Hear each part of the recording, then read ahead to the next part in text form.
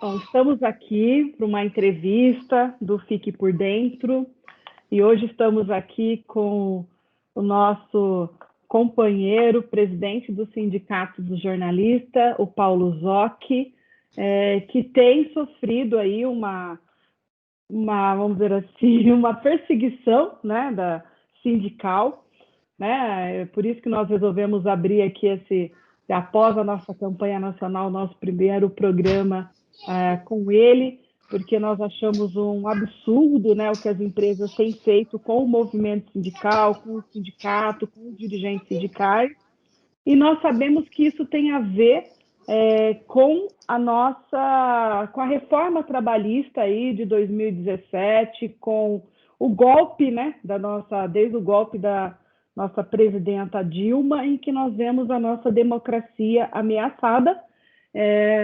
E nisso a gente pensar o seguinte: o sindicato ele faz parte da democracia, né? Então por isso que ele é muito importante. Então, boa tarde aí, Paulo Zocchi, né? Você também é vice-presidente da FENAGE, que é a Federação Nacional dos Jornalistas, né? Uhum. Bom, boa tarde, Ivone. Muito obrigado pelo convite. Então, quer dizer que hoje é uma entrevista, mas o entrevistado é o jornalista. O entrevistador já é o jornalista, É né? isso Então, aí. assim, talvez Inversão assim, de papéis. não seja tão boa quanto você aí, mas aí Imagine, você vai me ajudando imagine. na entrevista. É, Paulo, Mas, não, mas ó, vamos boa começar. tarde para todo mundo que está ouvindo. Para mim para nosso sindicato, a nossa federação, é uma honra estar aqui batendo um papo com vocês. Tá. Bom, vamos começar, né? Bom, desde a reforma trabalhista, né, do governo Temer, né, que nós tivemos, que foi uma reforma que já vinha essa perseguição ao movimento sindical, e depois, quando o Temer lá deu o golpe, né, na presidenta Dilma, que para nós foi um golpe, né, e nós denunciávamos isso, né, os sindicatos na época, nós falávamos, ó, realmente é só para retirar. A gente percebeu aí uma regulamentação permissiva da terceirização, né, o avanço de contratos precários e a admissão de relações de empregos disfarçadas, né, que aprofundaram uma desestruturação do mercado de trabalho já fragilizado. E eu gostaria de que você falasse um pouco isso, como isso tem impactado no sindicato dos jornalistas, né, para os jornalistas, porque nós já sabemos que antes até da reforma trabalhista já tinha muitos contratos precários, né? A maioria dos profissionais já não eram CLT, já eram tudo PJ, né? Então já tinha uma relação. Com essa reforma, com todo esse ataque, piorou muito essa relação dos trabalhadores com as empresas? Bom, então, efetivamente, a reforma trabalhista é um ataque sem precedentes assim, à legislação trabalhista, né? Uma precarização enorme. A gente sofreu um primeiro impacto muito forte por causa do fim da ultratividade, que está patente lá, está explícito na reforma. Quer dizer, a ultratividade era o quê? É o fato de que, se não tivesse acordo, as cláusulas da convenção coletiva continuavam valendo depois da database, e por até 5 anos. Então, isso era, evidentemente, um grande desestímulo às empresas para tentar retirar pontos da tua convenção, porque elas continuavam valendo. O que aconteceu? Imediatamente após a reforma trabalhista, as empresas começaram a vir para cima, querendo retirar pontos da convenção coletiva, das nossas convenções coletivas, né? Então, isso dificultou enormemente as campanhas salariais, e foi como um tipo de uma barreira, porque elas passaram a ser muito defensivas. Então, por exemplo, banco de horas. A gente, em Jornais e Revistas da Capital, que é uma das convenções que a gente assina, porque o nosso sindicato ele assina diferentes convenções com diferentes sindicatos patronais, jornais e revistas do interior, jornais e revistas da capital, rádio e TV, etc. O que acontece? Na capital, por exemplo, a gente até hoje tinha bloqueado o banco de horas. Só que agora a reforma trabalhista permite banco de horas por acordo individual. Então começa uma pressão, porque as pessoas podem ser chamadas no RH para assinar um acordo qualquer, draconiano, né, com um banco de horas péssimo, com horas negativas, com desconto no salário. simplesmente por acordo individual. Então, coloca uma pressão enorme e coloca, na minha opinião, colocou o nosso sindicato numa posição bastante defensiva de tentar preservar a convenção, né? E preservar os salários. E com relação à questão da terceirização, aqui tem uma questão que é a seguinte: a gente tem feito uma discussão difícil, porque a nossa categoria ela é diferente de sindicatos por ramo de atividade, como, por exemplo, os bancários. Por quê? Porque na nossa categoria, jornalistas, mesmo quando eles são terceirizados, eles são do sindicato, porque é a categoria profissional. Qualquer jornalista é sindicalizado. O que acontece? Os PJs, eles eram ilegais e eles continuam sendo ilegais.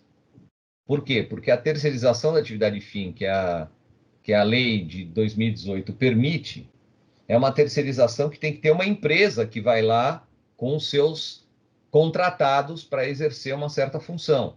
Por exemplo, que nem no banco acontece com a vigilância, por exemplo. Então, aí chega uma empresa terceira de vigilância no banco, mas os vigilantes têm que ser contratados da empresa, eles não podem ser PJs individualmente. E a gente coloca que para o jornalista é a mesma coisa. O fato é que empresas promovem fraudes em larga escala. E a gente tenta discutir com a categoria, conscientizar a categoria que é uma fraude no vínculo e que quando a pessoa trabalha habitualmente, com hierarquia e com habitualidade e com pessoalidade, quer dizer, a pessoa é que tem que estar aquela pessoa lá trabalhando, isso aí configura vínculo empregatício, o vínculo continua válido no Brasil e a gente tenta enfrentar a terceirização com esse tipo de discussão, de postura e de luta. Bom, já percebemos aí que realmente a categoria já tinha um desmonte e piorou muito mais após Sim. a reforma trabalhista, né? Uhum. E as atitudes do sindicato é realmente de salvar aí toda a categoria, né? Mas, além disso, nós percebemos que a categoria bancária, olha, a categoria do jornalista, ela ainda sofre um ataque, né? Porque na questão aí como é que eu posso dizer, dessa questão de ultimamente o ataque à democracia, os jornalistas são os que são mais atacados, né? Porque você emitir uma opinião ou você defender um candidato ou uma posição virou motivo de ir para a justiça, né? Pedir a saída do site dos jornalistas, uma perseguição nas ruas, né? Nós percebíamos que os jornalistas eram os mais atacados, tiveram muitos ataques aos jornalistas nas ruas. Como é que você vê essa questão, Paulo? Então, bom, a questão da violência contra jornalistas, ela é uma das preocupações centrais das entidades sindicais dos jornalistas, né, dos sindicatos da Federação Nacional. Tem uma primeira questão que se agravou muito, que é a ascensão do governo Bolsonaro. Então, o que acontece? O governo do Bolsonaro é um governo totalmente contra o trabalho jornalístico, né, contra o jornalismo, contra a imprensa em geral. Isso porque é um governo que, quer dizer, desde a campanha eleitoral, que se baseia em fake news, em mentiras em escala industrial, e o jornalismo mostra, mesmo os jornalismos mais simples do mundo, né? Mostra fatos e questões que esse governo quer impedir que sejam divulgadas, sejam publicadas, que circulem. Então, o Bolsonaro, desde a campanha eleitoral, tem uma atitude de hostilidade enorme aos jornalistas. Então, o que acontece? A nossa federação ela faz um relatório anual, todo ano ela fecha o ano fazendo um balanço da violência contra os jornalistas no ano anterior. Porque os sindicatos enfrentam isso no cotidiano. No final do ano, a federação junta tudo e faz relatório do jornalismo 2019, por exemplo, no caso do ano passado. O que aconteceu no primeiro ano do governo do Bolsonaro? A violência contra o jornalista no Brasil cresceu mais do que dobrou. Entendeu? Não, na verdade, cresceu 54%. E o principal fonte de agressão ao jornalista é o presidente da República. Então, o Bolsonaro, ele agride E a questão assim, só para ficar super claro para quem não é jornalista e tal. A crítica ao jornalismo, ela é totalmente legítima, ela é necessária, ela faz parte do ambiente democrático. O que nós estamos falando é de outra coisa, é de xingamentos, ameaças e ataques genéricos, né? Então, é um cara que xinga a imprensa, os jornalistas, ameaça, hostiliza quem está lá entrevistando ele, tenta humilhar, enfim, toda uma série de atitudes Uhum. para impedir e para coibir o trabalho da imprensa. Então, que efeito isso tem causado? Isso tem estimulado gente que apoia o Bolsonaro pelo país inteiro a eventualmente atacar equipes de jornalistas na rua. Então, aconteceram vários casos desses esse ano, né? E o Bolsonaro está numa escalada. Esse ano a gente contabilizou até o final de setembro 299 ataques do Bolsonaro a jornalistas. E Ainda quero dizer principalmente agora em relação a essa coisa do Covid, né? Porque ele politizou, né? Claro, A questão que é claro. uma ciência, né? Porque é uma doença, a ciência diz uma coisa, ele diz outra, e coloca a culpa na imprensa dela ser sensacionalista, né? A Não, imprensa então. que é a culpada. É um absurdo um negócio desse, né? Não, é que ali tem vários aspectos, mas o Uhum. Bolsonaro ele tem uma postura anticientífica, ele é o chamado negacionista. Ah, então a Covid é uma gripezinha. E o fato concreto é que o Brasil a gente está quase batendo em 160 mil mortos pela Covid-19, e o pior da história é que nós estamos longe de acabar essa história. Sim. E o Na governo, verdade, nós nem saímos da primeira onda, né, não Paulo? saímos da Já primeira vamos, onda. o mundo já está entrando na segunda onda, nós vamos emendar a primeira onda com a segunda onda, porque a postura do presidente é pegar essas questões e coloca a culpa no jornalista, coloca a culpa nos Mas, movimentos sociais, que é uma coisa absurda, né? não, Ivone, o pior é a postura de total falta de solidariedade humana, né? Então você vê, o jornalista pergunta, bom, tá tendo uma escalada, tá acontecendo isso, tá acontecendo aquilo, daí ele fala, e daí? Eu sou Messias, mas não sou Deus? O que eu posso fazer? Ou seja, tem uma postura de quem nem ao menos se solidariza com a população que está enfrentando uma catástrofe, né, no seu cotidiano. Então, então voltando para o problema, então, ele tem feito um ataque sistemático à imprensa em geral e aos jornalistas, assim, individualmente, a toda uma série de jornalistas. Existe um aspecto que é o seguinte: na nossa categoria, ela hoje já é uma categoria majoritariamente feminina. Então, você vai tendo cada vez mais jornalistas mulheres em destaque e tal. Existe um aspecto na agressão do Bolsonaro que é a misoginia, é o ataque dirigido a mulheres, entendeu? Que é um aspecto duplamente revoltante da maneira covarde dele agir. E, por outro lado, ainda quero dizer que, na nossa opinião, é totalmente legítimo criticar órgãos de imprensa. A grande imprensa muitas vezes merece crítica, qualquer Uhum. empresa jornalística merece crítica, mas não se pode confundir o jornalista, que é um assalariado, funcionário da empresa, com as posições de uma empresa. Então, a gente sempre, como sindicato, está presente em manifestações, em atos públicos, tal, defendendo que os jornalistas tenham o seu direito ao trabalho resguardado, sejam respeitados como trabalhadores, né? E, evidentemente, as pessoas têm direito de criticar a empresa de comunicação e tal, o próprio sindicato tem uma série de críticas. Uhum. Mas a gente tem uma postura cotidiana de defender os jornalistas e garantir o exercício profissional. Essa é a nossa postura como sindicato.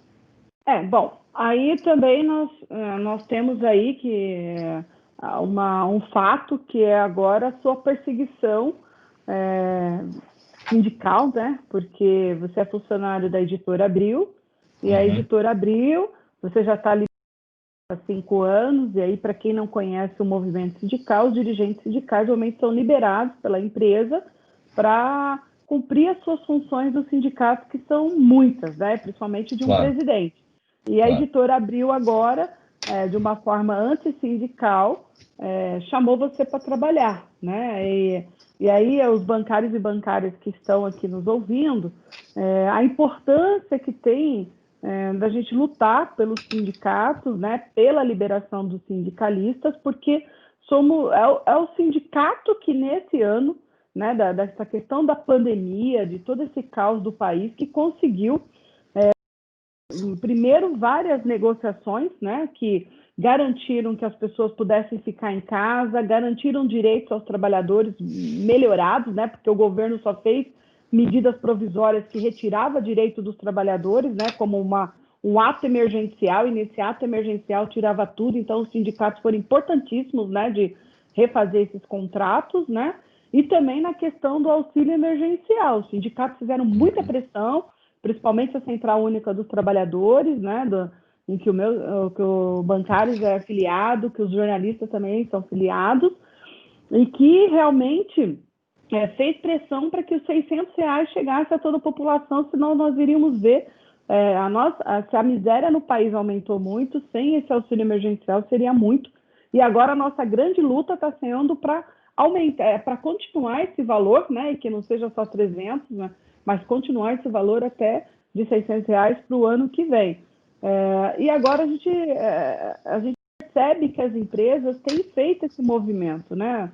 Nos bancários também, nós tivemos várias perseguições a dirigentes, em que nós resolvemos isso numa mesa de negociação, mas isso continua, né? Então, teve dirigentes, sim, no país demitidos por justa causa ou sem justa causa, é uma perseguição, muito menor do que a gente tem visto em outros sindicatos. Então, eu queria que você comentasse um pouco isso, né? Essa importância do sindicato nesse momento, né? Dessa crise toda, e essa coisa das empresas começarem não tem como acabar com o sindicato, como eles fizeram, assim, acaba tirando as liberações, ou seja, esvazia o sindicato, e a gente tem visto isso pelo Brasil todo, de sindicatos que não tem dirigente para ir lá, ou os dirigentes só abrem à noite ou final de semana, porque tem que cumprir a sua jornada de trabalho dentro da empresa. Deixa eu te fazer uma pergunta. Os bancários de São Paulo, como que é? Eles têm convenção coletiva a liberação dos diretores de executiva ou de toda a diretoria? Nós Quem temos que está em convenção?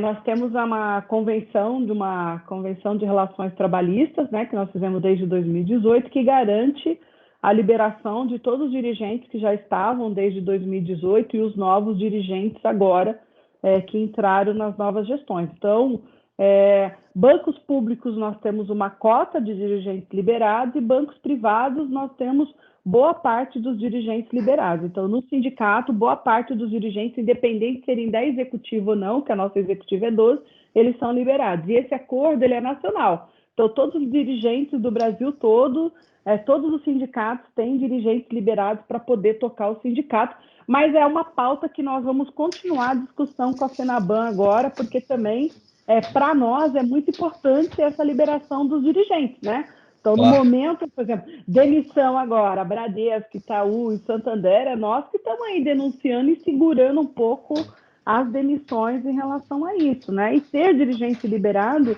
é importante para fazer o dia a dia, o atendimento ao trabalhador, né? Não, e só mais um detalhe, é uma liberação no qual as empresas pagam o salário e todos os benefícios do dirigente, certo? Exatamente, para não ter perda, porque aí é uma outra coisa, né, Paulo? Porque imagina o sindicato ter que arcar com tudo isso. O que nós arrecadamos seria impossível, né? Para arcar com todos os salários e benefícios dos dirigentes sindicais, né? Então é esse que é o ponto. Então, primeiro para falar, assim, o nosso sindicato, ele entrou em home office logo no início da pandemia. A gente conseguiu montar uma rede, mas ele, comparativamente aos sindicatos bancários, é um sindicato pequeno, né? Ele é um sindicato com 12 funcionários, mas ele é um sindicato estadual. Então, é um sindicato que dá conta de uma categoria de 40 mil trabalhadores espalhados pelo estado inteiro em diferentes ramos da economia, porque é uma categoria horizontal, né? E a gente tem apenas 5 dirigentes sindicais liberados, incluindo eu até o dia de ontem, né? Muito bem. No início da pandemia, o que acontece? O nosso trabalho sindical ele aumentou muito. E a nossa categoria, por outro lado, é uma categoria que todo mundo está informatizado. Então, os caras trabalham na frente do computador. Então, o que aconteceu? Primeiro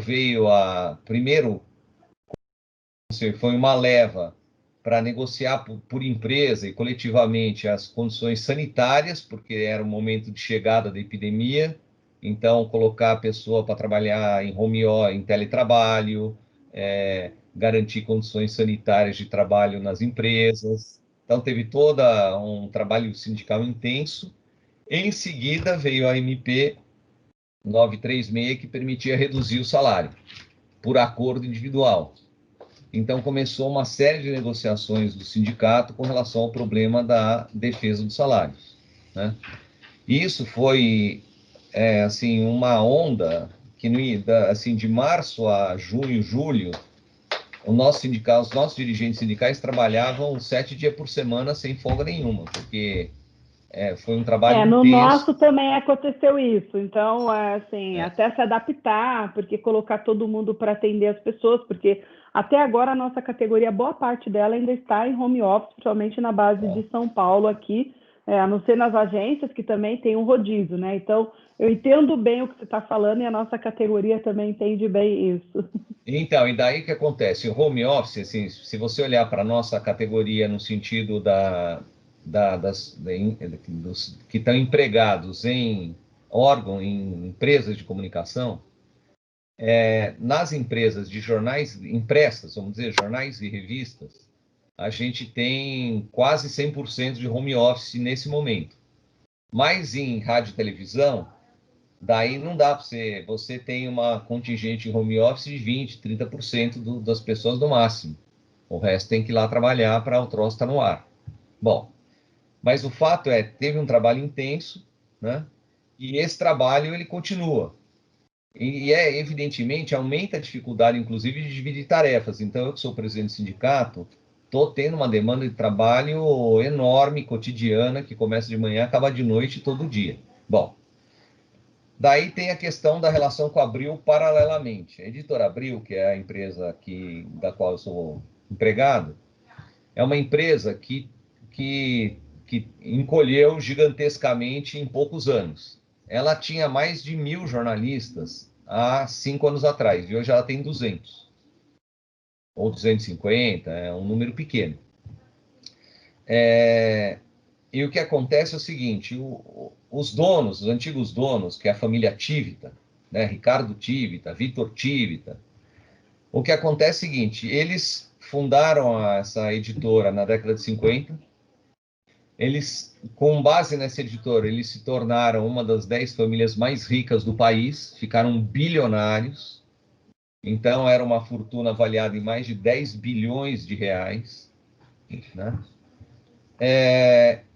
E a partir da morte do Roberto Tivita em 2013, os filhos começaram a esvaziar a empresa, a externalizar o dinheiro, a botar para fora do país o dinheiro, e a sucatear a empresa de um jeito que aconteceu exatamente em agosto de 2018. Eles demitiram 1.800 e tantos trabalhadores e não pagaram um níquel. Entraram em recuperação judicial e falaram, agora é recuperação judicial. Ou seja, a lei, nesse caso, permite que se demore até 1 ano e meio para pagar. Então, e daí o que acontece é que você via pessoas que, percebe, eles não receberam nem verbas rescisórias. A pessoa está trabalhando, daí ela é demitida e daí ela não recebe mais nada. Simplesmente não recebe mais nada. Teve um monte de manifestações em relação a Não, isso, então, também a Central Única, os vários sindicatos se claro, manifestaram claro. aí em solidariedade a todos os trabalhadores em Então, relação a isso. daí o que acontece? Desde essa data, mas já antes, porque a empresa desde 2017 está promovendo emissões em massa. Então, o que acontece no meu caso específico? Eu fui eleito presidente do sindicato em 2015, fui reeleito e vou encerrar meu mandato em agosto do ano que vem, e daí acabou, no nosso sindicato só pode ter uma reeleição. Então, por proposta nossa mesmo, inclusive. Então, vai ter uma renovação no sindicato e eu não vou continuar na presidência. Então, em 2018, teve a demissão de 800 e tantos funcionários, não pagaram nada. Esses 800 e tantos eram 3 categorias: jornalistas, administrativos e gráficos, né? As categorias, assim, se pegar alguns trabalhadores gráficos, você via situações de desespero total, porque às vezes a pessoa estava arriscada de parar numa calçada no mês seguinte à demissão. Então, eram situações de desespero extremo, e os sindicatos ficaram juntos, coesos, e levaram uma luta intensa para garantir o pagamento e os direitos dos trabalhadores. E o sindicato dos jornalistas, então, voltando para uma coisa que, voltando assim para trás da minha história, eu fui eleito presidente do sindicato em 2015, encerro meu segundo mandato e não vou mais concorrer à presidência em agosto do ano que vem. Então, o que acontece? Teve uma longa negociação para minha liberação sindical no começo do mandato. A empresa quis me dar licença não remunerada, o sindicato não aceitou em hipótese alguma. Então, teve uma intensa negociação que acabou concluindo com negociação remunerada com salário e direitos. Ok. Isso é uma coisa que nós não temos em convenção coletiva. Então, a cada eleição, precisa negociar a liberação do presidente com a empresa que o emprega. Mas, desde 1960, todos os presidentes do Sindicato de Jornalistas de São Paulo foram liberados. Por quê? Porque é um sindicato de base estadual, que dá muito trabalho. Então, qualquer um que reconhece a legitimidade do sindicato, reconhece que é incompatível você trabalhar 40 horas por semana na empresa e ainda ser o presidente do sindicato. Então, o que acontece? Agora, depois, assim, evidentemente, bastante também em função do papel ativo do sindicato na defesa dos jornalistas em geral e dos da Abril em particular, a empresa agora adota uma postura de retaliação. Então, ela está adotando uma prática abertamente antissindical, é um ataque, um ataque enorme ao sindicato, me obrigando a voltar ao trabalho, né? Ontem a gente teve uma audiência no Ministério Público do Trabalho. A nossa posição foi bem clara, que isso é uma atitude antissindical, é condenável. A empresa fala, não, mas por lei você não tem direito. Falou, a questão aqui que está em discussão não é uma questão legal. Nós estamos no momento que o Bolsonaro ataca violentamente a imprensa, e a Editora Abril, que é uma empresa de comunicação, ataca o sindicato, que é uma das principais entidades que defende a liberdade de imprensa no país contra o Bolsonaro. Entendeu? Então, é uma postura que nós não vamos aceitar, nós vamos lutar, nós vamos enfrentar. Hoje a gente fez um ato às 7 horas da manhã, porque eu fui convocado para entrar às 8. Às 7 horas da manhã a gente fez um ato, estavam presentes a CUT, sindicatos, o Sindicato dos Bancários participou da campanha, apoiou a campanha, quero aqui registrar meu agradecimento em nome do sindicato nosso, e é uma luta que vai continuar. E, evidentemente, a gente não aceita isso e a gente continua exigindo que retome a liberação remunerada para desenvolver o trabalho sindical. Então, porque realmente essa é a nossa luta, né? Dizer que nós, do movimento sindical bancário, estamos com vocês, né? Porque essa luta da questão de nós termos o direito, né? Porque, assim, muitas pessoas morreram, né? Para nós termos essa democracia que nós temos hoje, né? Então, e que a gente vê que agora começa-se a atacar a democracia e principalmente as entidades que defendem essa democracia, como movimentos sociais, como o sindicato, porque, como eu disse anteriormente, são esses movimentos que defendem, né, o trabalhador, a sociedade, em horas de extrema crise, como agora aconteceu com uma pandemia de Covid, né? Então, eu queria dizer que nós, dos bancários, assim, resolvemos até fazer essa entrevista para ressaltar isso, né? E para as pessoas entenderem assim, a importância de realmente defender os sindicatos e principalmente defender aí essa questão dos dirigentes, né? A liberação dos dirigentes, né? E dizer assim, como os bancários e bancárias, nossos diretores, né?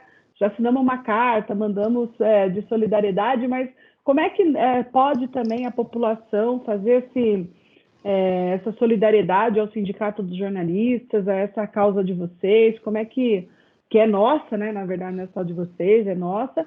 Como é que pode se engajar nessa luta junto com o movimento dos jornalistas? Nesse momento, o que acontece é o seguinte, a gente fez uma campanha focada em moções e posicionamento de entidades, tá? E uma discussão na categoria focada em cartas que as redações escreviam e mandavam para a Editora Abril, né? Então, até aqui, foi isso que foi feito. A tentativa era fazer a empresa recuar antes de eu voltar para o trabalho. Hoje eu estou voltando para o trabalho. Então, vai ter uma nova etapa da campanha que daí nós vamos discutir. Mas eu acho que tem uma coisa que é importante e que tem a ver com essa nossa conversa aqui, que é, evidentemente, fazer as pessoas entenderem como funcionam as coisas no sindicato, né? Por quê? Porque o dirigente sindical, eu sempre falo isso, e falo isso nas redações, locais de trabalho, ser diretor do sindicato é uma militância a favor da solidariedade, de uma causa coletiva, né? É uma atividade que não gera ganho nenhum para a pessoa no sentido de ascensão de carreira, de ganho material, nada disso, né? Então, o nosso sindicato os nossos sindicatos são bem claros sobre isso. Quer dizer, o trabalhador ganha o salário que ele ganha. Ele não, evidentemente, ele não pode ter um prejuízo. Ser dirigente sindical não quer dizer que você vai prejudicar a sua família perdendo o seu salário, obviamente. Mas é claro que também não é uma maneira de ascender financeiramente. Então, é uma discussão importante a fazer com a nossa categoria, com os jornalistas, para entenderem o que é o sindicato. E é interessante ver que o sindicato pôde ser uma ferramenta na pandemia. A nossa taxa de sindicalização ela aumentou um tanto durante a pandemia. Então, a gente conseguiu avançar um pouco na própria implantação do sindicato em fazer do sindicato uma ferramenta de luta da categoria, né? Sindicato Federação Nacional dos Jornalistas. Queria ainda dizer o seguinte para você, que evidentemente a gente se encontrou ontem naquele ato lá contra a reforma administrativa do Bolsonaro. Nós somos... Você está com o microfone fechado. Foi na quarta-feira, lá na Praça do Patriarca. Eu que tô... Foi na quarta? Foi na quarta. Foi na quarta, meu dia ontem. Foi na quarta. Então, a gente se encontrou anteontem lá na Praça do Patriarca, né? No ato contra a reforma administrativa. E isso daí é uma questão que envolve o conjunto do povo trabalhador brasileiro. Quer dizer, a gente tem uma situação que o governo do Bolsonaro, cada dia que ele continua, é uma desgraça a mais que vem pela nossa cabeça. Você veja esse recente ataque da história da privatização do SUS. Ele viu a repercussão negativa que isso teve, voltou atrás, mas já está dizendo que vai corrigir alguns detalhes e vai voltar a cargo. E é o desmonte, é a destruição da Amazônia e do Pantanal, e é o desmonte dos direitos sociais e trabalhistas, e assim vai, né? Então, nós estamos em face de um governo que é uma catástrofe, né? Que é E, assim, e particularmente, nós podemos afirmar que ele é ligado, na verdade, a um grupo criminoso, né? Bolsonaro, a milícias e a malfeitores desse calibre. E para nós é uma questão importante que a Federação Nacional dos Jornalistas também tomou posição, junto com o EACUT também tomou posição, que é o fim desse governo quanto antes. Então nós também temos essa luta como um sindicato, que é a defesa da democracia, que é o sindicato tomando posição na cena política do país, em defesa do quê? Dos seus próprios trabalhadores, dos direitos, das condições de vida da sua própria categoria. Evidentemente, nós estamos numa situação catastrófica, nós estamos numa situação de emergência, que demanda uma série de medidas que, com esse governo, não só não vem, como que vem ao contrário. Bom, então eu queria agradecer aí, Paulo, a nossa entrevista, né?